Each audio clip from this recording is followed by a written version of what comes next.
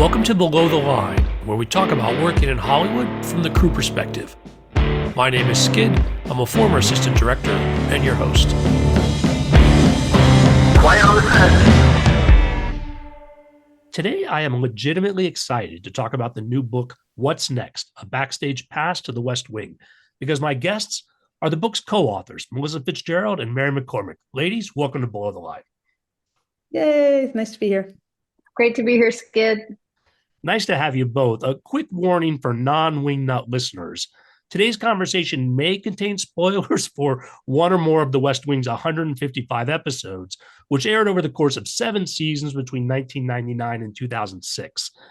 I think we're well beyond the spoiler statute of limitations for this show, but consider yourself respectfully warned. In that same spirit, for listeners who might not be familiar with the show, Melissa, you played press secretary assistant Carol Fitzpatrick for all 7 seasons. Correct.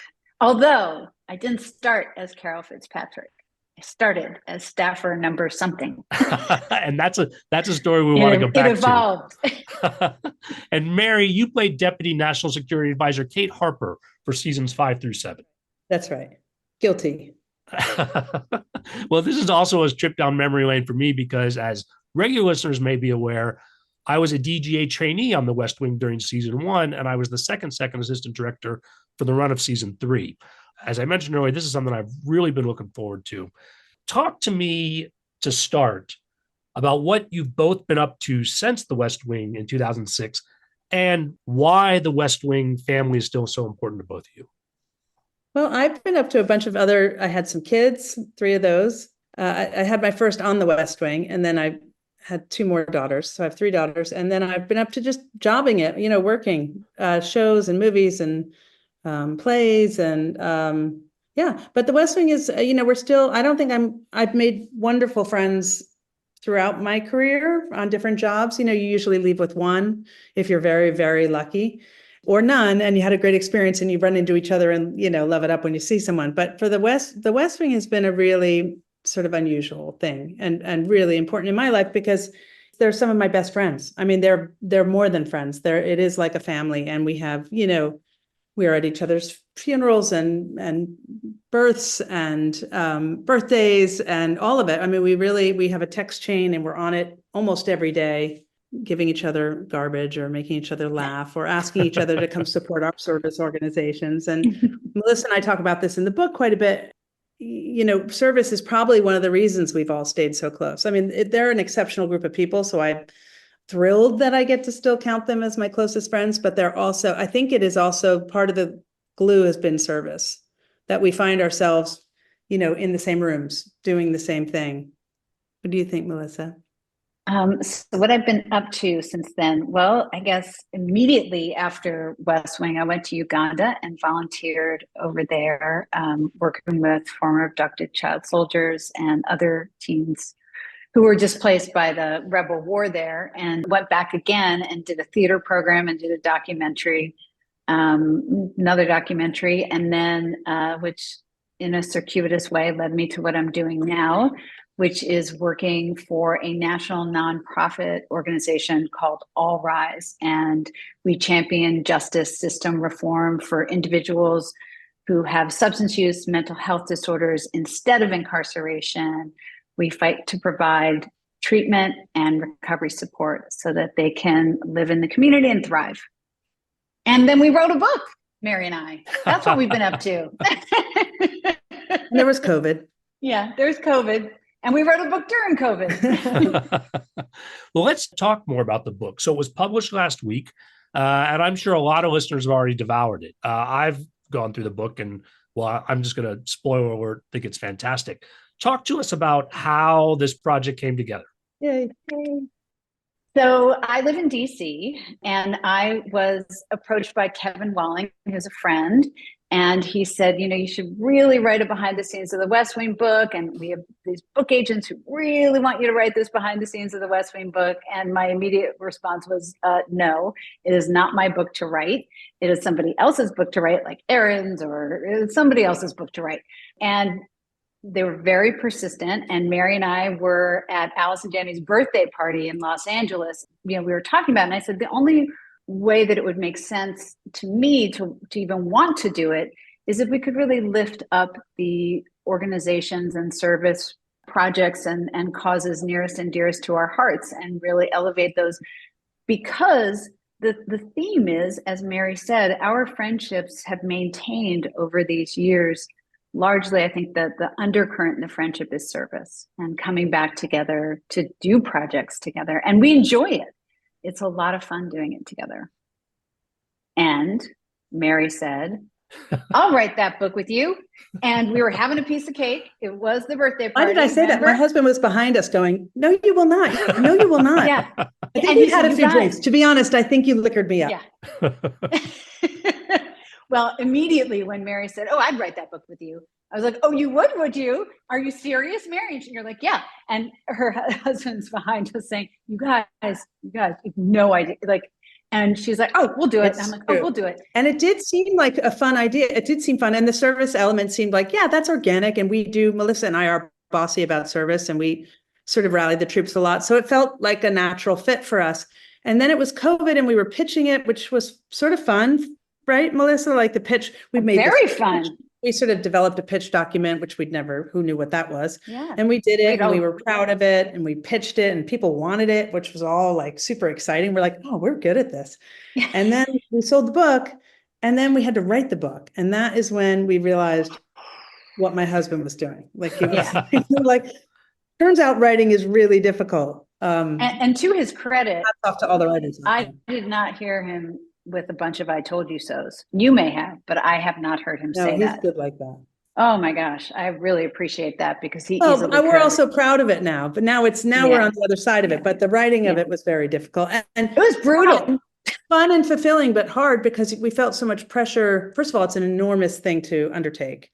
And what do you talk about? What don't you talk about? I mean, there's millions of people we interviewed, but so many we didn't get to interview, and stories we couldn't include. And I mean, we have hundreds of pages. We chose special episodes, but how do you choose those episodes? They're all special. So the weight of that was enormous. And then Aaron giving us his blessing felt fabulous, and agreeing to write the foreword felt fabulous, and also terrifying because then we really felt pressure to not drop the ball. Yeah, we had to honor, both of us feel very strongly that we want everybody who is part of this to, of course, the Wingnuts, the West Wing fans, we want them to love the ride, enjoy it, have a great time with it, which they will. But we also want everybody that we worked with to feel that we honored the work that we did together and the time that we spent together. And that is weighty. We felt the weight of that pretty seriously. And also the book evolved over time. We started doing a lot of interviews. We did well over 100 for this book. And as we were interviewing people, different stories would come out. We didn't plan on doing deep dives into as many key episodes as we did, but there were so many great stories we couldn't resist. And the book just got bigger and bigger and more work. We have to write a sequel, a part 2. We have it. One of the things that impressed me the most, and you talked about the interviews, that not only do you have interviews with all the key cast and behind the scenes and the story about how they became these characters, but there's a lot of interviews with crew as well, which of course is a focus of this show, and also the background artists. I recognized a lot of names of the folks you talked to, and it really did feel like you were collecting information of what was a family experience, not just above the line, but up and down the cast and crew on this show. It was important. That's the heart of the show and the heart of the book. I mean, that is 100%. That was never not going to happen. That was always going to happen. On any show, as you know, Skid, it's like the crew sees more than the actors see even. I mean, if you want to know the real skinny on a show, you talk to the crew. But for us, it meant even more because the crew on the West Wing, I mean, I've been on a lot of shows now. I'm 1,000 years old, and it was different there. I mean, the crew and the cast were one. And that's not, as you know, it's not always the case. It was really a tone set. John Wells sets that tone on all of his shows, Aaron, I think, and then, Martin and John Spencer, I think, really set out from the start with that as, it's in the show's DNA. We were a family, and it was the crew was just as important. No one was more important. And that came from the top. As number one goes, so goes the show. When Mary says cast and crew, background artists are included in cast. And I yeah. feel like that's a very unique situation to the West Wing, or certainly was at the time. You also alluded to a couple of times in the book about Martin Sheen's respect for background actors as a group. And I do remember being on set that we had to ask them not to engage him in conversation, not because he didn't want to talk to him, but we had to get through the day. No, I know. The ADs must have gone nuts. I can only imagine, because as sweet as it is, it's so sweet. And, you wouldn't have it any other way. Like, life's too short to spend 16 hours on a set and not live like that. Like, he's right. Of course he's right. But as an AD, when your whole job is to get through that sheet, I can only imagine what your pulse must do when Martin comes out and starts saying, Topeka. I've been to Topeka once. I had a little bit of, I was former military before I worked in Hollywood, and I tried to get people the idea of you're in formation and the general's coming through. And just because he's asked you a question does not mean you're going to talk about what you did for dinner last night. That's interesting. That's how you framed it. Yeah, that's smart. Yeah, very smart. Keep the answer short. Yeah, because Martin will engage. Like, he won't be rushed when it comes to human connection. And this is to his credit as a human and an artist. He will not be rushed when it comes to a chance to connect with another human being in a real way, which is why he's, who he is. But it also, I think, set the tone for the whole show. And to this day, and the ripples of that have gone far beyond just our show. Dulé was such a young man when he started on the West Wing, and he said, seeing that when I went to be on Psych, and he was, I think, number one on Psych, he said, I realized it was my turn to do for this show what Martin did for West Wing. And I really do credit a lot of that with why we're all still close to. Well, let's talk about your early days on set. Melissa, you talked about starting as staffer number wherever you were on the call sheet in those early episodes, and how it sort of evolved into a larger role. Talk to me about your early experiences on set and what that was like for you. I guess my earliest experience or most vivid early memory was watching Martin interact with the background artists and the crew, and just being so moved, touched, and it felt like there was a lesson in that for me and for all of us. And we all were really good students and learned that lesson. I don't think Martin was necessarily trying to teach us a lesson at all. I just think that's who he is. But that's probably my strongest memory. And then the others, going into the Oval Office and just sitting there and kind of during lunch and reading a book, sitting on the couch in the Oval Office, which really felt like the real Oval Office. There were a lot of pinch me moments to those early days. The set was so beautiful, and the friendships, like meeting Janelle for the first time, and she said, "Hey, I'm Janelle. You're Melissa. I hear you run a program for teenagers, and I'd like to volunteer." And that just struck me because in my experience, getting volunteers is not that easy. And Janelle just volunteering. So they're all really positive memories. Now, Mary, when you came in season 5, that's after my time as well. So I don't know quite how things had evolved, but did it feel like a well-oiled machine that you were trying to find your place? Or, I don't know, is there a certain chaos that's just eternal in this work? Well, probably that's true. That's probably just goes without saying that the days are long and there's too much work on every call sheet. And so that's always true. But it felt well-oiled. It really did. I mean, even I had to say, one of my memories of the background right away was I was like, they are really good. Like, how sometimes it varies, and they were just so good. And I remember asking Andrew Bernstein or getting into a conversation with him about it. And he was like, oh no, we really are. Thank you. We pride ourselves on it. Like, we really give them places to go. They're actors. And so we give them a sort of scene to play. They're not just taking a form, they're taking a form to that office to get a signature, and then they have to get back to get it to the file, to put it in the thing. And I thought, my God, it's A, smart, makes for better television, and B, it's respectful. It's such a nice way for everyone to live. And so I remember that. And then I remember my first episode, Richard Schiff was directing, I think for the first time. Yeah, for the first time. And I had worked with Richard before. I didn't know him very well, but we had like 5 different credits in the same things before the West Wing. but I didn't know him very well. And I was a huge fan of his. And, he's like, I love Richard and we love each other, and he is so warm and loving. And when you know that, but immediately he was, pressured by it, and, he makes Richard faces. So I was scared. And my first scene, I think, was with Anna Devere Smith and Martin and Lily. And I have this weird, and Richard directing. So it was high stakes for me, and it was in the Oval, and they were introducing my character. And I have a weird thing that happens to my ear when I get nervous or stressed.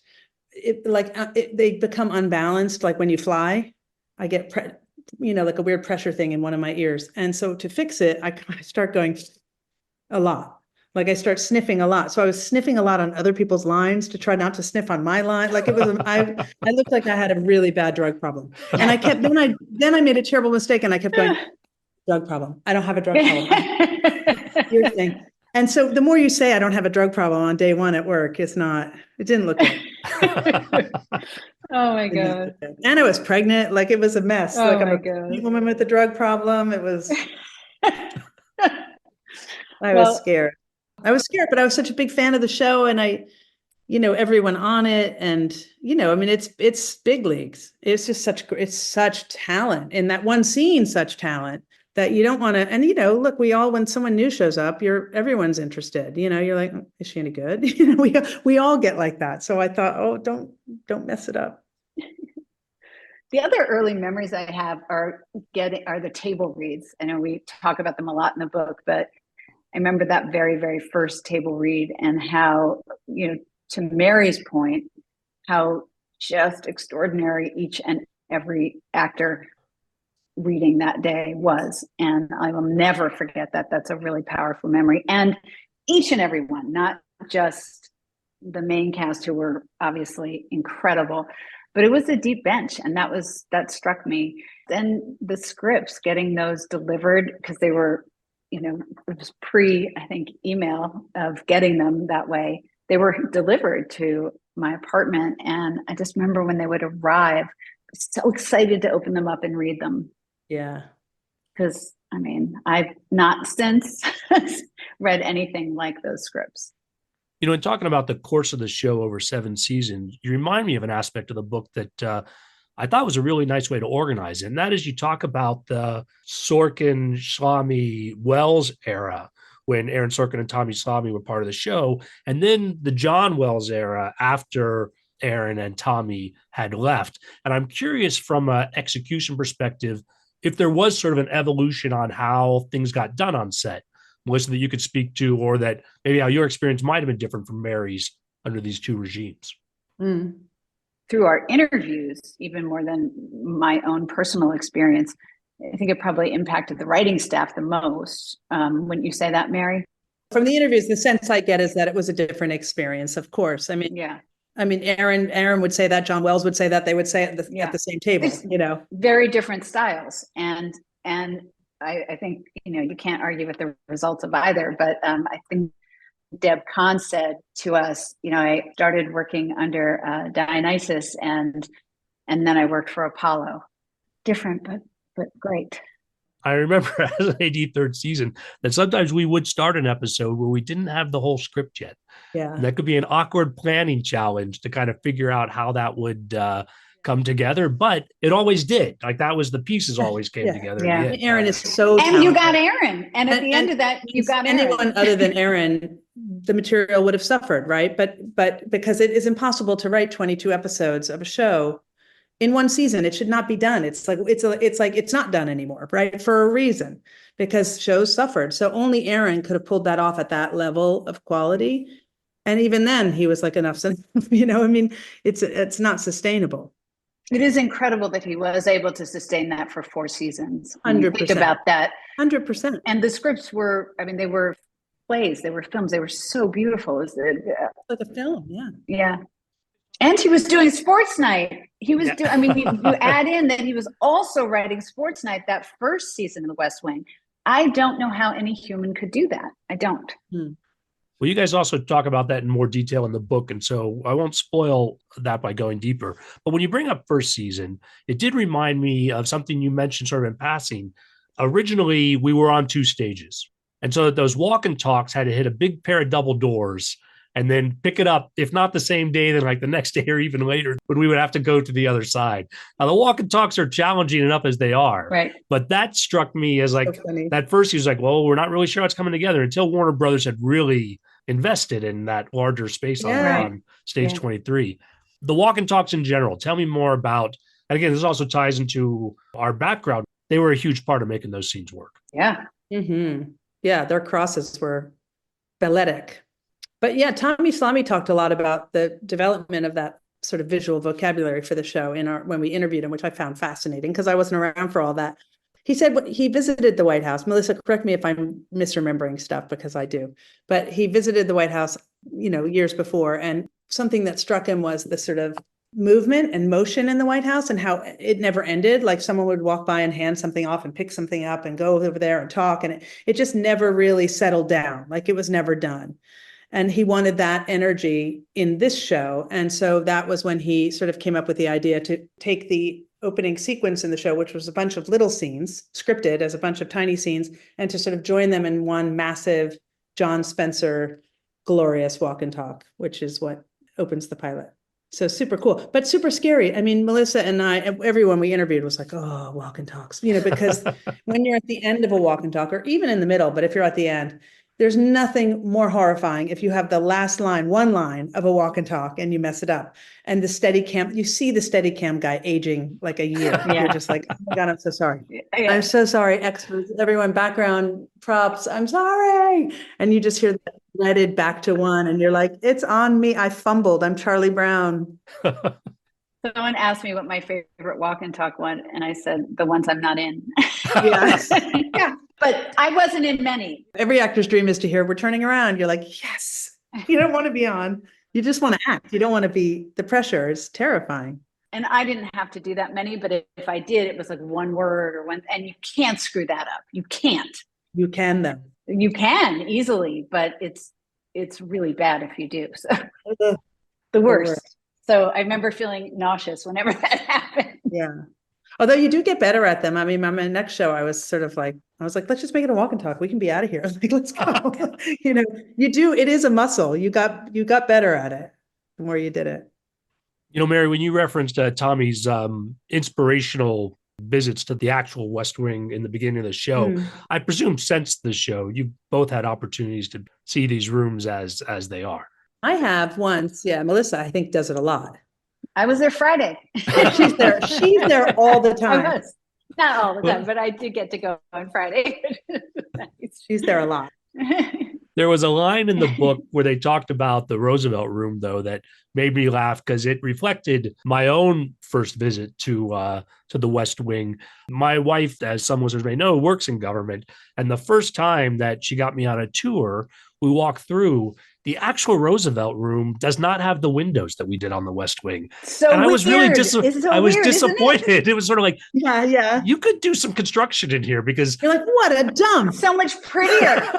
So much prettier with windows. We were walking through there the other day on Friday, and I thought the exact same thing. I'm like, yeah, it was prettier with windows.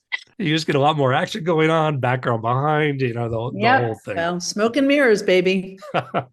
It's interesting to come back to the walk and talks because it also reminds me, again, it ties into those background stories as well. There was a lot of prep with the background that went in. When I was the trainee, tons. The trainee's job was to prep the background off the scenes on the other stage or, in the corner to get folks ready. Like that was their full-time job. And then as second, and a lot of shows do it differently, but I was a full-time on set second, working with those backgrounds so that they knew where to be and where to cross. And we would run practice after practice so that we didn't want to be the ones to screw up. I mean, we had suicide crosses as well, where you're trying to cross between the actors and the camera at just the right timing. Like horrible, so stressful. And I challenge anyone who's listening to this to go watch The West Wing and look at the background. They are the best in the business. They're so good. All that preparation, all that work, it pays off. Watch it and then watch something else and you'll see what I mean. And definitely with the folks who were staffers, we had a cadre of folks who were regular. And so You could say, you go to this room, you go to that room, and people knew. And occasionally we'd have new folks in, but then the veterans would help bring them up to the level of what we were doing as well. Yeah. Which brings me to another story you tell in the book, and I want to talk a little bit about it, and that is the Vegas trips. Aww. Because it was third season when I was there. It was the first time we did it. And it started as, let's do something for the background. And we took the regular background, was the core of the group that went, and we were going to go see Nicole Robinson do stand-up in Vegas. And he invited some ADs and some other folks, and I knew it grew over time. Talk to me more about what that was for people who might not be familiar, haven't read the book yet, and then kind of how that evolved year over year. Well, neither of us ever went on the Vegas trip. So we are sharing from our stories from other people, but it turned out to be just a really fun thing that everyone looked forward to and loved being part of. That Martin treated everybody, got buses and hotel rooms and got tickets to shows, and they all went together. I think it grew beyond one bus, maybe to two buses, 2 buses, right? There were 2 buses. buses. Yeah, there were 2. And so there were 2 buses, and Martin would also give people tickets, and they would gamble on the way up, and there were real prizes, like television good ones, sets and really good prizes. And then on the way back, same thing. So Martin wanted everybody to have sort of walk around money and also have prizes. So it was real. I think that just speaks to the family feeling of the show once again, and also Martin and keeping that family together. And I know that so many of the people that we talk to, that is something that stands out for them, that trip. Yeah, no one does. Martin, he must have given out $10,000. He funded the whole thing. He funded the whole thing. He funded the hotel rooms. He funded the buses. It's insane. He did everything. Yeah. It was Martin. And he worked with Lenore. Lenore. Yeah, who's passed, but sweet Lenore. Yeah, she was like the den mother, and he worked closest with her, I think, on sort of coordinating all of the details around the trip. I remember on that first trip on the way home, Martin standing up and saying, next year we're going to play bingo both directions. Like that first year on their way home, it was, well, there were plenty of tired, quiet people. I'm not sure that a bingo would have gone over as well, but that's, I remember him standing up to say that. So tell me some stories about your time on set, whether they're from the book or maybe things that didn't make the book. I mean, I had my first year on set was very, this is in the book, I think, mostly, although I don't know how much is it. Yeah. I've lost track, actually, now. Yeah, because we had so much and we cut so much, and But I was pregnant. I showed up pregnant, and I found out I was pregnant after John Wells had asked me to do the show.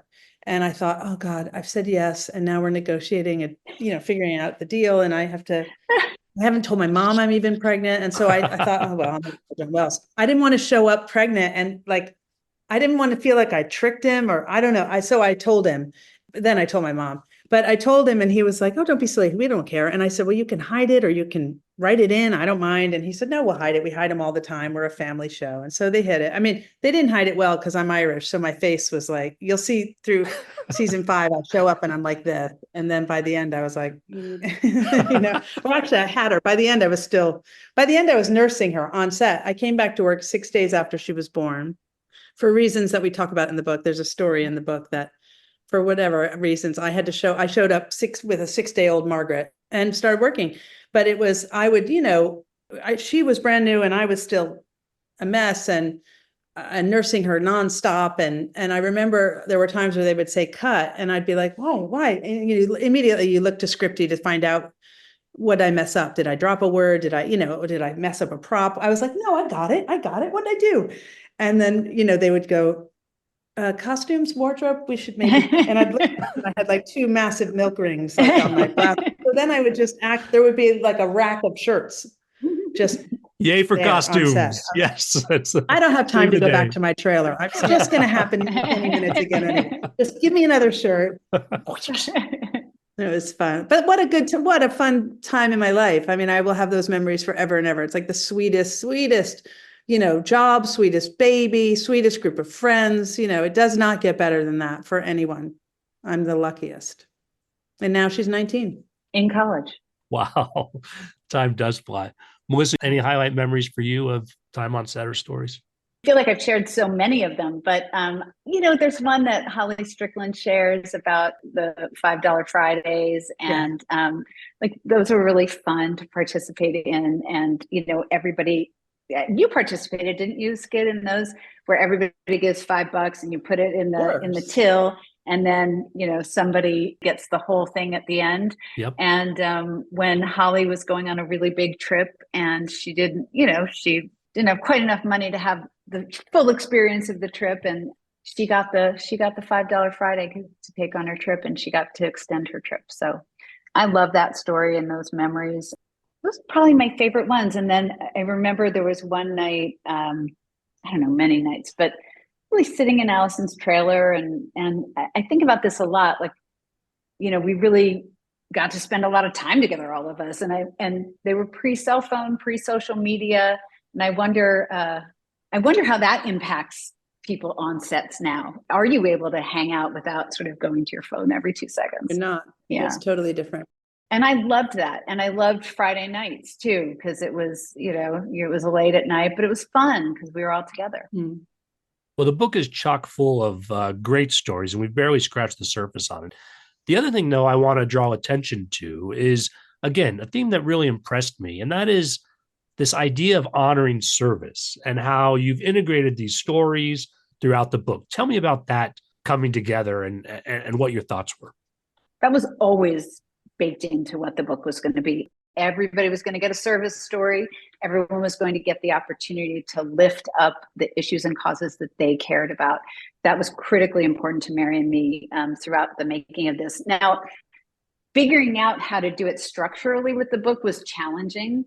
And I am really happy with what we came up with and how we did that. But I'm also really happy that I think the readers will get the opportunity to learn about the issues, causes, charities that some of their favorite actors care about. Like, why does Allison, her connection to Planned Parenthood, her connection to Amelia Eyre, which her niece started and runs, and Mary's connection to Justice for Vets, Trevor Project, Mom's Demand, my connection to All Rise, Richard to ACLU. I could go on and on. We're lucky too, because Melissa lives in DC, so she gets this quite a bit, but I think we all get it, is people still come up to us all the time and go, I do this work because of you. And it's not always government work, although for Melissa, it's often government work, but it's often just some sort of service, aspect to their life that they were inspired by the show, which is incredible. Yeah. That legacy is really something,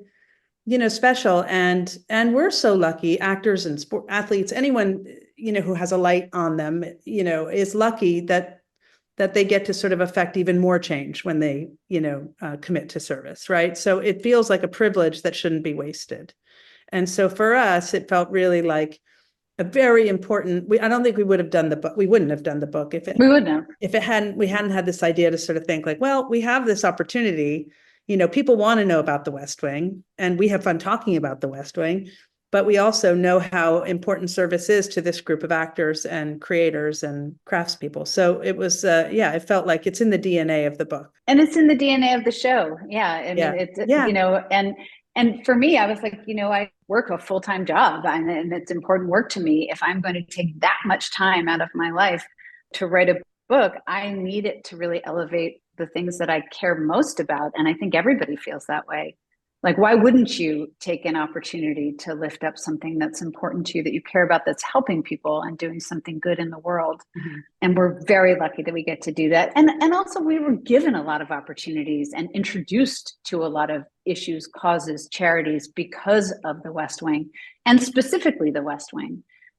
Brad shared a story with us that another actor had said to him, you have capital when you are on a show, and you have, obviously Brad has celebrity. When you have celebrity, you can either spend it on yourself or you can spend it on somebody else. Brad obviously takes that very seriously and spends his capital helping other people all the time. And I think everybody does. Well, in that same spirit here at the end of the podcast, you mentioned some of the charities, but let's take a moment to highlight All Rise. Melissa, what you mentioned specifically at the start, where you're working now, and also know, Mary, you're a supporter of that cause as well.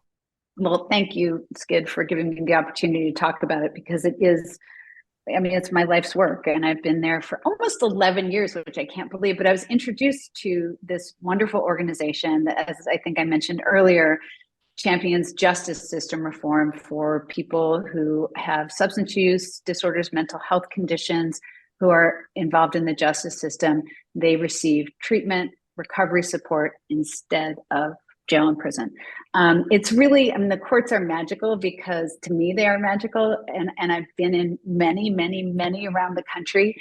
And it really is, you know, courtrooms obviously are places of accountability, but treatment courts are also places of hope, and they're places of healing because people get their lives back and they thrive.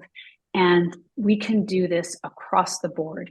And it is really taking into account people's dignity, their humanity, and providing them with evidence-based treatment so that they can get their lives back.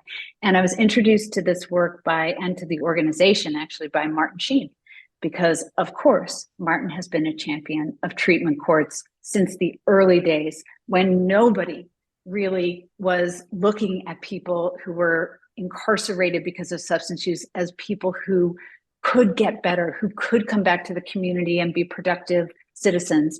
But Martin did.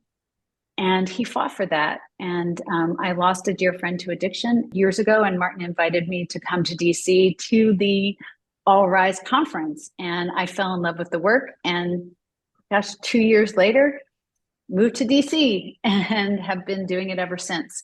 And I am also incredibly grateful for all the support that Mary and the rest of the cast has given me and All Rise and Justice for Vets, which is a division of All Rise. They have really gotten involved in a deep and meaningful way, not just not lip service. They show up, they come to conferences. Mary's been to courtrooms, and their support has been invaluable. It's hard not to get behind it. I mean, it is so moving. Mary's sister, Chief Justice Bridget McCormack, who was the Chief Justice of the Michigan State Supreme Court, she's a huge treatment court champion and is on the All Rise board. It's a family affair. Yes, it's a family affair. And my dad was he's retired now, but he was also a justice on the State Supreme Court of Pennsylvania, but he was one of the people who started the mental health court in Philadelphia many years ago. And I think it's the thing of which he's most proud, or one of the things of which he's most proud. And, you know, traveling around the country, and I've got the chance to work with Bridget on some trainings in Michigan, which was so great. You know, the people say who work in treatment courts that it's the highlight of their career in criminal justice because people get better.